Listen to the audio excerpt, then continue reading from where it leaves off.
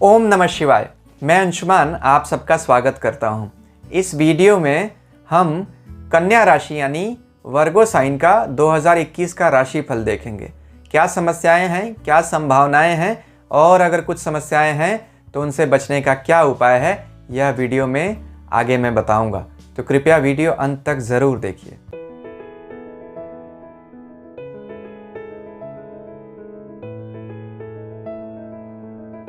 साल 2020 तो corona virus की भेंट चढ़ गया। क्या साल 2021 हमारे लिए अच्छा होगा? इस सवाल का जवाब ढूंढने के लिए हमें यह देखना पड़ेगा कि साल 2021 की शुरुआत कैसी होने वाली है। तो आप स्क्रीन पर जो कुंडली देख रहे हैं वह 1 जनवरी 2021 की रात की 12 बजे की है। कन्या लग्न से इस साल की शुरुआत हो रही है, जो एक अच्छा शुभ लग्न है, बुध का लग्न है। बुध, अब देखिए साल का जो नंबर आता है 2021, 2 + 2 + 1 = 5 यानी 5 नंबर। अंक ज्योतिष में 5 नंबर बुध का नंबर माना जाता है और बुध लक्ष्मी का स्वामी है।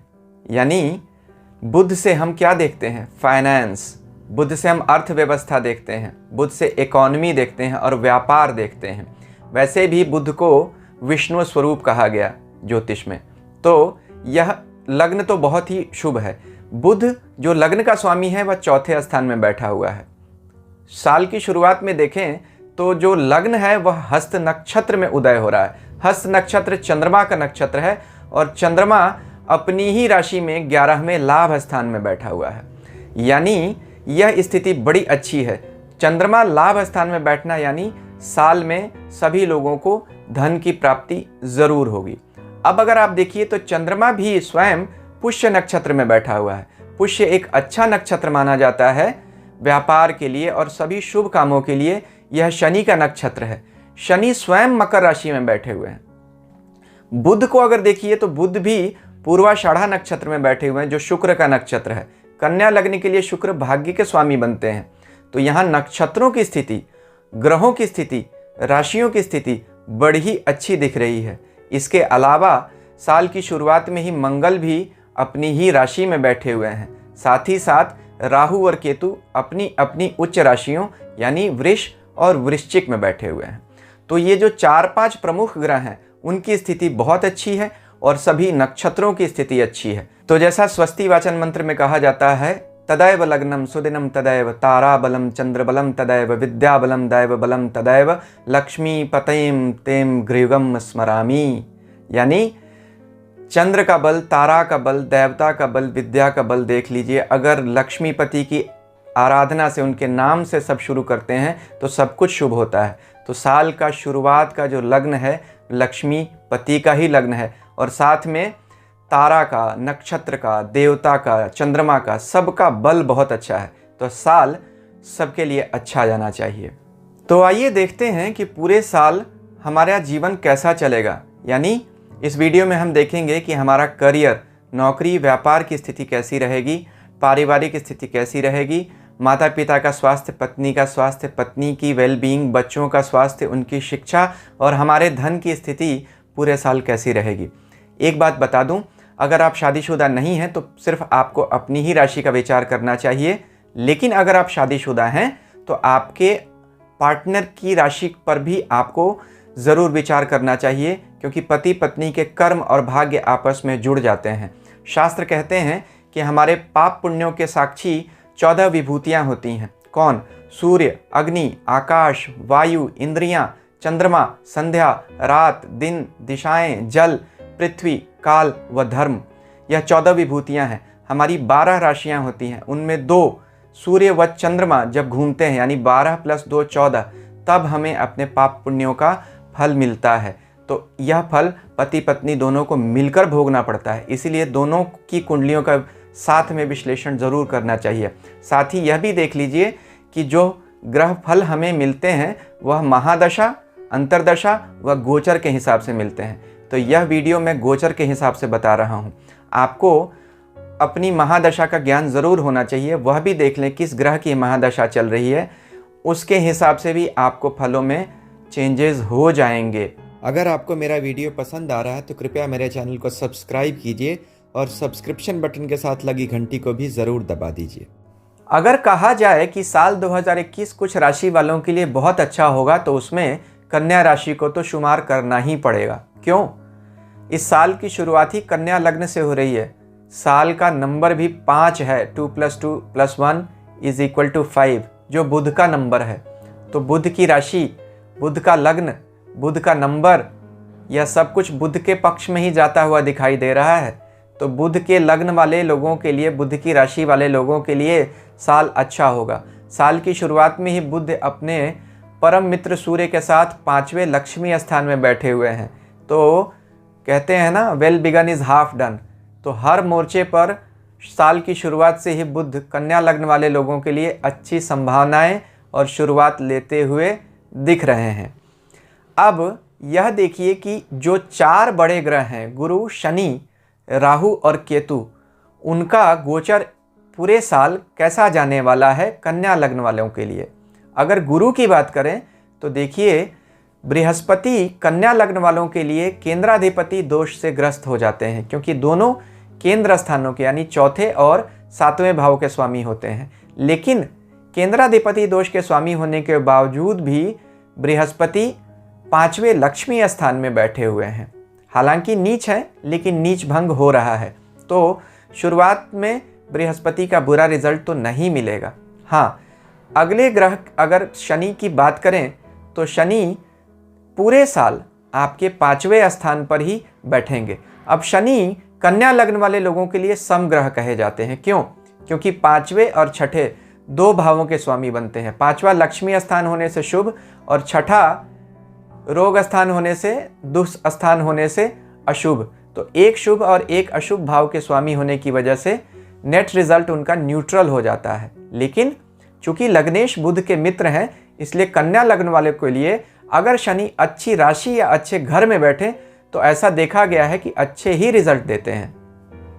तो यहाँ शनि 5वें भाव में अपनी ही मकर राशि में बैठे हुए हैं और पूरे साल वहीं रहेंगे।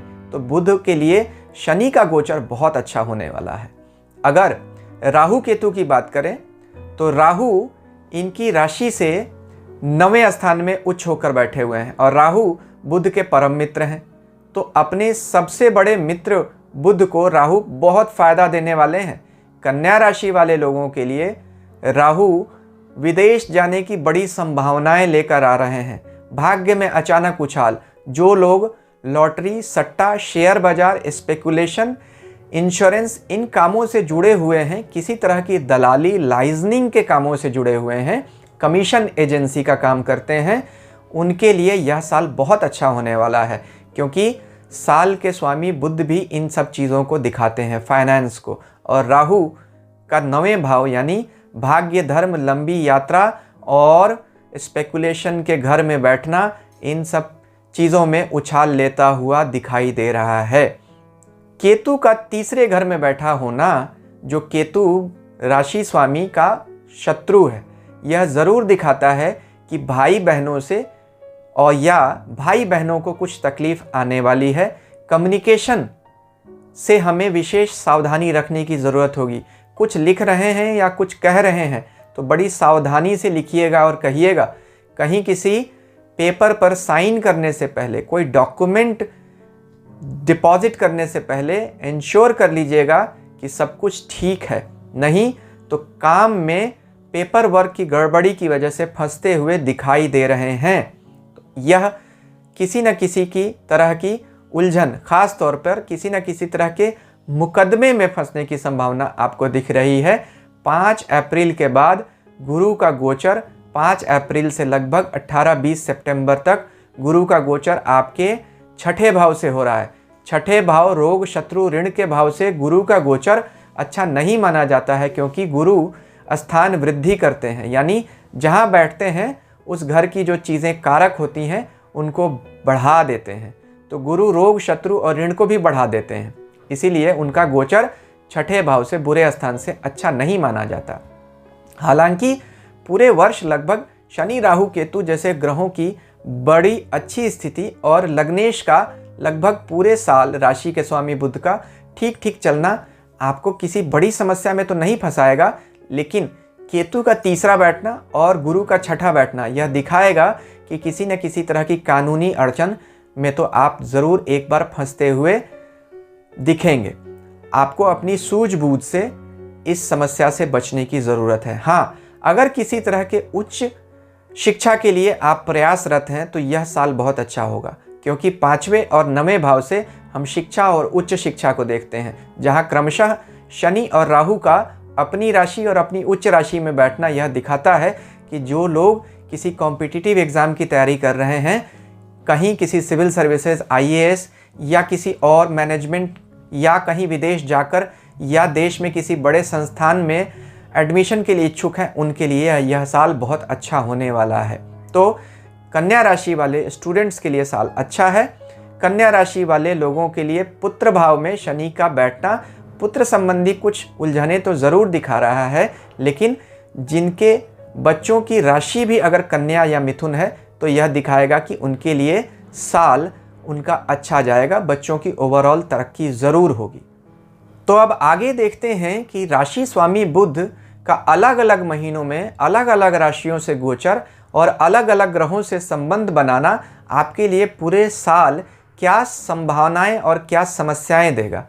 वीडियो के अंत में उन समस्याओं से कैसे निकलें इन पर चर्चा करेंगे, लेकिन आइए पूरे साल के हर महीने का एक बार राशिफल सुन लेते हैं। तो साल की शुरुआत में 5 जनवरी को बुध मकर राशि में प्रवेश कर जाएंगे, जहां वह गुरु और शनि के साथ बैठेंगे 25 जनवरी तक। अब यहां आप देखिए तो लग्न के स्वामी का 5वां गोचर और 5वें भाव के स्वामी शनि के साथ एक तरह का केंद्र और त्रिकोण का राजयोग बनाएगा। तो यह समय कन्या राशि वालों के लिए साल के शुरुआती महीने में अच्छा ही होता हुआ दिखाई दे रहा है। हालांकि यहाँ यह ध्यान रखिए कि 14 जनवरी को सूर्य भी यहाँ आ जाएंगे, जो शनि को अस्त कर देंगे। तो सूर्य, बुध, गुरु और शनि का गोचर यहाँ बनता हुआ दिखाई दे रहा है 5वें भाव से। संतान संबंधी कुछ समस्याएं, कुछ चिंताएं आपको होती हुई दिखाई दे रही हैं 25 जनवरी तक। 25 जनवरी को बुध कुंभ राशि में प्रवेश कर जाएंगे, जो छठे भाव की राशि है, नौकरी का स्थान है। तो देखिए, कहीं ना कहीं लग्नेश का छठे भाव से गोचर करना सेहत के लिए चिंता तो ज़रूर देगा, लेकिन नौकरी वाले लोगों के लिए, नौकरी पेशा लोगों के लिए कुछ तरक्की ज़रूर दिखा रहा है। फिर भी इस समय में आपको अपने गुप्त शत्रुओं से और अपनी बीमारियों से बचकर रहने की ज़रूरत है। ख़ास तौर पर नर्वस सिस्टम के रोगों से बचने की आपको बहुत ज़्यादा आवश्यकता तो रहेगी। 1 अप्रैल को बुध मीन राशि में प्रवेश कर जाएंगे। यहाँ पर वह 16 अप्रैल तक रहेंगे। मीन राशि में बृहस्पति की राशि में बुध मीन में नीच के हो जाते हैं। हालांकि शनि की तीसरी दृष्टि भी होगी, तो कहीं ना कहीं यह दिखाता है कि बुध का अपनी नीच राशि में जाना और शनि की तीसरी दृष्टि होना और उसी समय राशि स्वामी जो सप्तम भाव का बृहस्पति है उसका 5 अप्रैल को छठे भाव में गोचर कर जाना आपके 7वें भाव को समस्याएं दिखा रहा है 5 अप्रैल से लेकर 16 अप्रैल के बीच में। खास तौर पर पत्नी और व्यापार संबंधी समस्याएं यहाँ पर होती हुई दिखाई दे रही हैं। 16 अप्रैल को बुध मेष राशि में प्रवेश कर जाएंगे, जहां वह 1 मई तक रहेंगे। बुध अपनी राशि से 8वें गोचर करेंगे। राशि से 8वें गोचर करना अच्छा नहीं माना जाता है। हालांकि यहाँ ध्यान दीजिए, लाल किताब तो यह कहती है कि 8वें घर में बुध अच्छा रिजल्ट देते हैं और पराशर कहते हैं कि 12वें घर में शुक्र अच्छा रिजल्ट देते हैं। तो कुछ कुछ ग्रह कुछ कुछ भावों में एक्सेप्शन माने जाते हैं, यानी अपवाद, यानी 8वां घर है तो बुरा घर, लग्नेश का 8वें जाना बुरा ही माना जाता है, लेकिन बुध के लिए यह उतनी बुरी बात नहीं होगी। फिर भी संभल कर रहने की आवश्यकता आपको शारीरिक स्वास्थ्य को लेकर तो ज़रूर है। तो साल की शुरुआत से लेकर 4 महीने आपको अपने स्वास्थ्य पर ध्यान देने की ज़रूरत तो रहेगी। अब 1 मई को बुध वृष राशि में चले जाएंगे, जहां वह राहु के साथ बैठेंगे।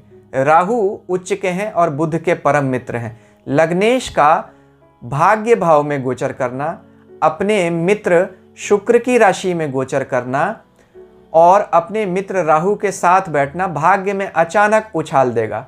इसी समय देखिए 16 फरवरी से 16 अप्रैल तक जो आपके भाग्य के स्वामी शुक्र थे वह अस्त चल रहे थे, उनका भी अस्त खत्म हो जाएगा।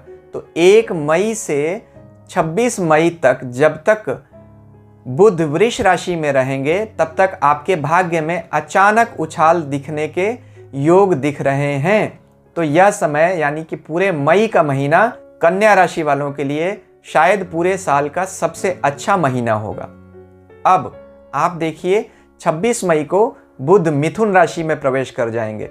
लग्नेश अपनी ही राशि में कर्म स्थान से गोचर करेंगे तो भद्र योग बनाएंगे। यहाँ पर वह पूरे 1 महीने रहने वाले हैं 25 जुलाई तक। तो भद्र योग में जब बुध आते हैं तो अपना सर्वश्रेष्ठ फल देने लगते हैं, क्योंकि यह एक पंच महापुरुष राजयोग है। तो इस समय में आप देखिए गुरु की भी 5वीं दृष्टि बुध पर आएगी, तो बुध को गुरु का भी बल मिल जाएगा और उन्हें अपना बल तो है ही। तो कार्य क्षेत्र में कोई बड़ा प्रमोशन मिलने का योग दिख रहा है। यानी जो आपकी कहानी मई को शुरू हुई 1 मई को, वह 25 जुलाई तक बहुत ही अच्छी जाती हुई दिखाई दे रही है। काम में कोई बड़ा उछाल, जो लोग स्पेकुलेशन के काम करते हैं उनके लिए तो मानो शेयर मार्केट वालों के लिए सोने पे सुहागा वाला यह समय रहेगा। 25 जुलाई को बुध कर्क राशि में चले जाएंगे, जो उनके लग्न से 11वें भाव यानी आय स्थान की राशि है। तो लग्नेश का आय स्थान से गोचर करना और उस पर शनि का 7वां दृष्टि भी डालना, यह दिखाता है कि कहीं ना कहीं आपको आय में उछाल होने के योग हैं। हाँ, शनि का बुध पर दृष्टि डालना कहीं ना कहीं फाइनेंस के क्षेत्र में फंसाने की संभावना ज़रूर दिखाता है। तो जो मैंने कहा था पेपर वर्क में आप लोगों को ध्यान देने की ज़रूरत है, डॉक्यूमेंट्स पर साइन करने से पहले सोचने की ज़रूरत है, वह समय इस साल का वही समय होगा। ध्यान रखिएगा, यह समय चलेगा 25 जुलाई से 9 अगस्त तक, जब बुध कर्क में ही होगा। सबसे सावधानी की ज़रूरत है। पैसा तो आएगा लेकिन कहीं फंस न जाइए किसी पैसे के ट्रांजैक्शन को लेकर। किसी को उधार मत दीजिए, ऐसा समय में उधार दिया हुआ पैसा वापस नहीं आएगा। 9 अगस्त को बुध सिंह राशि में चले जाएंगे। लग्नेश का 12वें जाना कहीं ना कहीं विदेश से संबंधों के लिए तो अच्छा होता है। जो लोग विदेश जाना चाहते हैं उनके लिए समय अच्छा है, लेकिन स्वास्थ्य के लिए और खर्चों के लिए यह समय अच्छा नहीं है। 26 अगस्त को कन्या राशि में चले जाएंगे। कन्या राशि बुध की अपनी राशि है, तो बुध का लग्न से ही गोचर करना यानी अपनी राशि के ऊपर से ही गोचर करना और फिर से भद्र योग बनाना साल का दूसरा सबसे अच्छा समय होगा। इस समय में बुध के ऊपर किसी की दृष्टि नहीं होगी। बुध न शुभ न अशुभ किसी तरह के प्रभाव से दूर होंगे और सिर्फ राहु का उन पर 5वां दृष्टि ज़रूर होगा, लेकिन चूंकि अपने मित्र की ही दृष्टि है इसलिए बुरा नहीं बल्कि अच्छा ही होगा। तो यह समय बुध के राशि वालों के लिए यानी कन्या राशि वालों के लिए साल का सबसे अच्छा समय है। नौकरी, व्यापार, व्यवसाय, शारीरिक स्वास्थ्य, पारिवारिक सुख के लिए यह समय सबसे अच्छा समय कहा जा सकता है। 22 सितंबर को बुध तुला राशि में चले जाएंगे, जहां वह 21 नवंबर तक रहेंगे। बुध का लग्नेश का दूसरे भाव में जाना और वहां फिर उन पर शनि की 10वीं दृष्टि का होना, लग्नेश पर 6ठे भाव के मालिक शनि की दृष्टि का होना कहीं ना कहीं स्वास्थ्य संबंधी या पारिवारिक तकलीफें तो ज़रूर दिखाता है। हालांकि शनि अच्छी राशि में है, बुध के मित्र हैं, लेकिन शनि का अपना स्वभाव है। जिस भी ग्रह पर या जिस भाव पर दृष्टि डालेंगे उस भाव से संबंधित चिंताएं, समस्याएं ज़रूर पैदा करेंगे। तो यहाँ आपको संभल कर रहने की ज़रूरत है। वाणी पर और खर्चों पर ध्यान रखिए, परिवार में किसी की सेहत खराब हो सकती है। 21 नवंबर को बुध वृश्चिक राशि में प्रवेश करेंगे, जहां वह केतु के साथ होंगे। बुध केतु का योग जड़ योग बनाता है। बुध केतु योग जिद्दी बनाता है, चाहे वह जन्म कुंडली में बने चाहे गोचर में बने। यह समय भी ऐसा होगा जब आपको बहुत सावधानी से अपने निर्णय लेने पड़ेंगे। जिद में लिए हुए निर्णय आपको निश्चित तौर पर नुकसान ही देकर जाएंगे। दूसरों की बात सुनिए, क्योंकि इस समय कोई भी ऐसा ग्रह नहीं दिख रहा है जो आपके राशि स्वामी बुध को मदद दे सके। हाँ, नुकसान ज़रूर होता हुआ दिख रहा है। फिर से मैंने कहा तीसरा भाव कम्युनिकेशन का और पेपर वर्क का होता है। तो अपनी वाणी पर और अपनी कलम पर ध्यान रखिए, निगाह रखिए, क्या कर रहे हैं और क्या कह रहे हैं। नहीं तो आप बुरे फंसते हुए इस समय में तो ज़रूर दिख रहे हैं। 10 दिसंबर को बुध धनु राशि में चले जाएंगे, जहां वह 29 दिसंबर तक रहेंगे। राशि स्वामी का चौथे भाव में गोचर करना आपको राहत ज़रूर लेकर आएगा। जो आपको बुध का केतु के साथ होना समस्याओं में डाला था, उससे आप निकलेंगे और राहत आपको, साल का अंत आपको राहत देगा। तो कन्या राशि वालों को साल में जब तकलीफ आए तो उन्हें क्या करना पड़ेगा? देखिए, कन्या राशि के स्वामी दो हैं। बुध के स्वामी गणपति भी हैं और विष्णु भी हैं। तो आप गणपति अथर्वशीर्ष का पाठ कर सकते हैं या विष्णु सहस्त्रनाम का पाठ कर सकते हैं। बुधवार के दिन भगवान गणपति को दूर्वा की घास, लाल रंग के धागे से 5 दूर्वा की घास बांधकर भगवान गणेश को चढ़ाइए, मोदक चढ़ाइए। तो साल के कष्ट भगवान गणेश की कृपा से आपके दूर होंगे।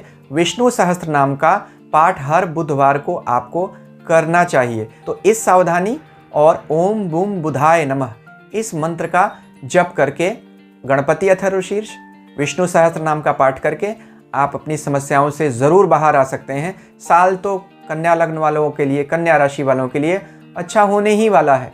ईश्वर हम सबका कल्याण करें। शांति ओम।